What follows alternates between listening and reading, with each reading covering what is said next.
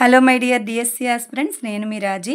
5th morning జరిగిన exam గురించి చెప్తాను. అది కూడా ఇంగ్లీష్ వాళ్ళకే జరిగింది. ఇంగ్లీష్ వాళ్ళంటే తెలుగు ఉంటుంది, సబ్జెక్ట్ తెలుగులో ఉంటుంది. సైకాలజీ మరి ఇంగ్లీష్లోనే ఉంటుందట. వాళ్ళు చెప్పిన దాన్ని బట్టి నేను రాశాను చూడండి. కొన్ని ఆన్సర్స్ ఉన్నాయి, కొన్ని అయితే మీరు గ్యాదర్ చేసుకోండి. ఓకే, సైకాలజీ చాలా రాశాను.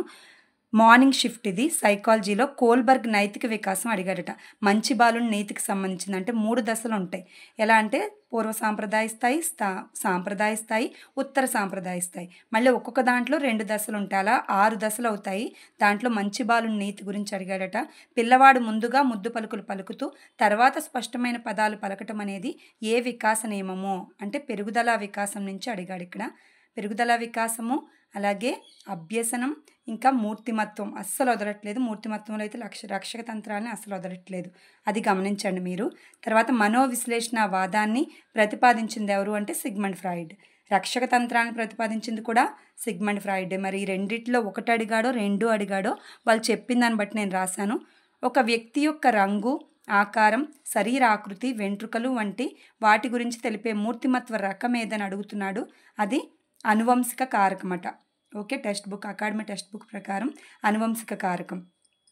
రక్షక తంత్రాలను సిగ్మండ్ ఫ్రాయిడ్.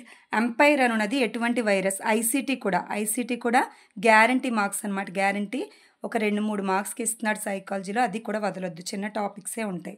2 ఆకర్షణీయమైన కోరికలలో ఏదో ఒకటి మాత్రమే ఎంచుకోవాల్సి వచ్చినప్పుడు ఏర్పడే సంఘర్షణ. ఇది నిన్నే అప్లోడ్ చేశాను నేను. ఉపగమ సంఘర్షణ అంటే 2 కావాలనిపిస్తుంది, కానీ ఏదో ఒకటే ఎంచుకోవాల్సి వస్తుంది అనమాట. ఓకే, దీన్నే మనం ఉపగమ అంటాం. నచ్చనివైతే పరిహార. ఒకటి నచ్చి ఒకటి నచ్చకపోతే ఉపగమ పరిహార. Easy topic. విలువలకు సంబంధించి సరి అయినది ఏది అని ఇచ్చాడట.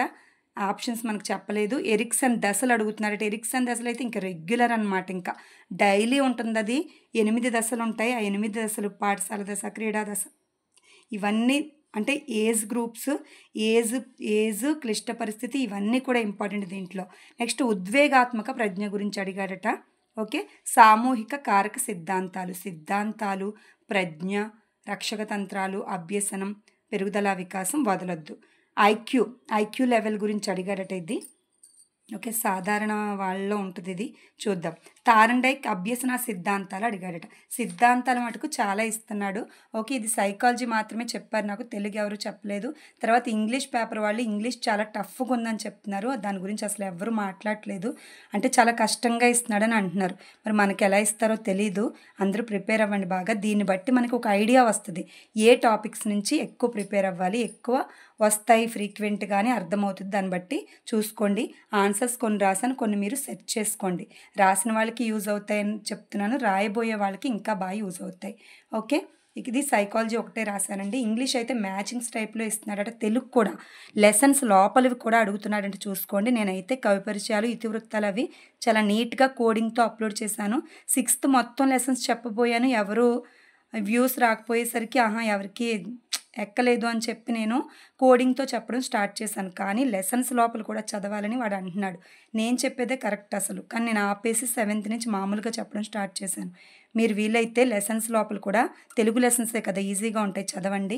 ఒకవేళ చదవలేకపోతే కనీసం ఇతివృత్తాలు అయ్యి coding classes 6th to 10th పెట్టాను నేను, అవి చూడండి. గ్లాసరీ కూడా చూడండి. ఇంగ్లీష్ గ్లాసరీ తెలిస్తే మీకు మీనింగ్స్ అర్థమవుతాయి ఎగ్జామ్లో. Okay, 6th to 9th 10th వరకు నేను గ్లాసరీ పెట్టాను. ఇంకా చాలా ఇంపార్టెంట్ క్లాసులు ఉన్నాయి, సైన్స్ ఉన్నాయి, అన్నీ ఉన్నాయి.